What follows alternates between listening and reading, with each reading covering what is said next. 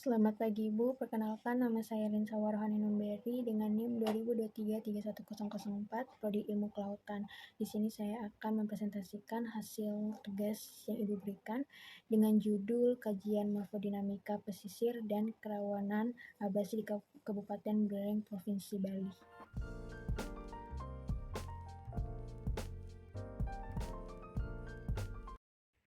Pesisir Kabupaten Buleleng telah mengalami proses abrasi dan akresi yang cukup parah.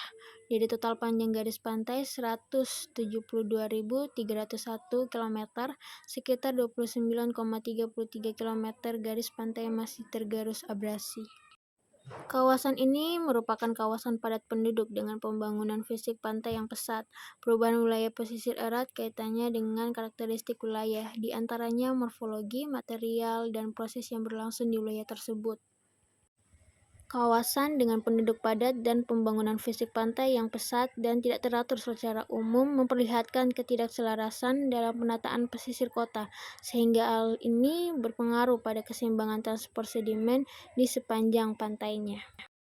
Perubahan garis pantai diakibatkan oleh proses perpindahan sedimen di mana arus sepanjang pantai menjadi penyebab utama terjadinya perubahan garis pantai.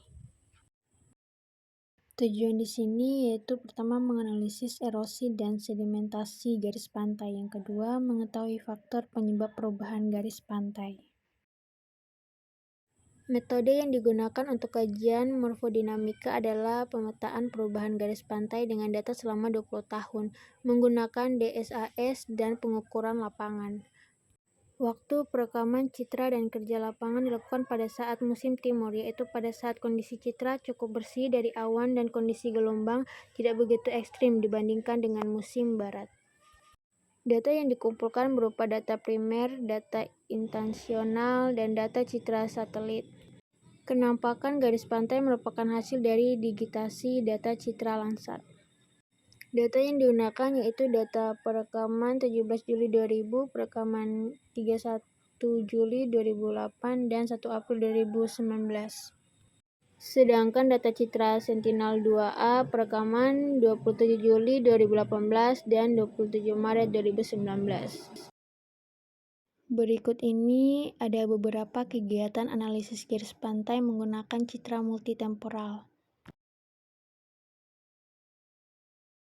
Selanjutnya, hasil dan pembahasan. Hasil ekstransik data gelombang air laut yang diperoleh dari pengamatan satelit altimetri juga dapat menjelaskan kejadian gelombang yang terjadi di lokasi penelitian. Lebih jelasnya mengenai data gelombang laut di wilayah penelitian dari data satelit altimetri disajikan pada tabel 1. Sesuai dengan tabel 1, diambil sampel tinggi gelombang pada bulan-bulan tertentu berdasarkan kategori musim hujan dan kemarau. Dari data tabel 1 ditemukan bahwa gelombang pasang dominan terjadi pada bulan musim penghujan.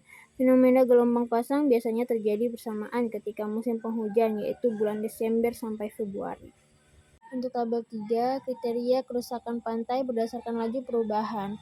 Hasil penelitian disajikan dalam bentuk peta skala penyajian 1 unit 65.000 dan grafik perubahan garis pantai.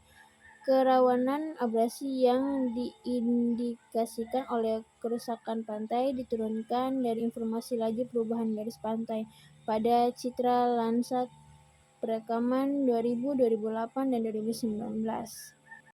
Kriteria kerusakan pantai dikategorikan berdasarkan tabel 3. Tingkat kerusakan tersebut dibagi dalam 5 kelas, yaitu ringan, sedang, berat, amat berat, dan amat sangat berat, yang tergantung pada kondisi lapangan.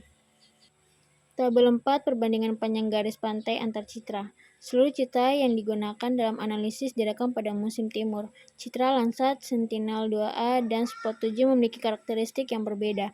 Selain berbeda dalam hal resolusi spasial yang mempengaruhi tingkat kedetailan informasi yang dipengaruhi, berbagai sumber data ini berada dalam hal resolusi spektral, radiometrik, dan temporal. Karena karakteristiknya berbeda, maka pengolahan citra yang dilakukan untuk memperoleh informasi garis pantai dari ketiga jenis citra ini pun berbeda. Penelitian ini tidak menganalisis seluruh garis pantai dari berbagai sumber data ini menjadi satu, tetapi ingin melihat variasi garis pantai pada skala spasial dan temporal yang berbeda. Perbandingan panjang garis pantai antar citra yang digunakan ditunjukkan dalam tabel 4. Melalui citra Landsat dapat dilihat variasi garis pantai selama 20 tahun. Dalam rentang waktu 20 tahun tersebut, garis pantai di sebagian Kabupaten Buleleng cenderung mengalami akresi. Dari perbandingan panjang garis pantai antar citra, tabel 4 dapat dilihat bahwa mengalami penambahan sebesar 0,875 km. Pertambahan panjang garis disebabkan oleh faktor antropodinamika berupa pembuatan pelabuhan, dermaga, dan bangunan pelindung pantai lainnya. Berdasarkan hasil dan pembahasan dari penelitian ini, dapat disimpulkan bahwa perubahan garis pantai yang terjadi di pesisir Kabupaten Buleleng selama 20 tahun didominasi dengan kajian akresi 0,875 km. Pertambahan panjang garis pantai ini tidak hanya disebabkan oleh morfodinamika, tetapi juga disebabkan oleh faktor antropodinamika. Melalui citra Sentinel-2A dapat dilihat variasi garis pantai selama 2 tahun, di mana cenderung mengalami akresi, tetapi ada beberapa lokasi yang mengalami abrasi masif. Terdapat 4 lokasi yang konsisten mengalami abrasi, baik ketika diamati melalui citra Sentinel-2A maupun melalui citra Landsat yang diamati selama rentang waktu 20 tahun, yaitu di sekitar Teluk Karangrata, Muara Tukak Bayu Raras, dan Tukak Sabah. Dalam kurun waktu 20 tahun dan dilihat melalui citra Landsat, maka kerawanan abrasi di lokasi penelitian cenderung pada kelas ringan karena dominan proses yang terjadi adalah akresi. Dalam kurun waktu 2 tahun dan dilihat melalui citra Sentinel-2A, maka kerawanan abrasi di lokasi penelitian cenderung pada kelas sedang karena dominan proses yang terjadi adalah akresi, tetapi di beberapa lokasi terjadi abrasi yang masif. Untuk menanggulangi dampak perubahan garis pantai, maka diperlukan mitigasi bencana pada daerah pesisir, baik melalui mitigasi struktural, non-struktural, dan peningkatan resiliensi masyarakat. Oke, sampai di sini saja pembahasannya. Jika ada kesalahan, mohon maaf. Sekian dan terima kasih.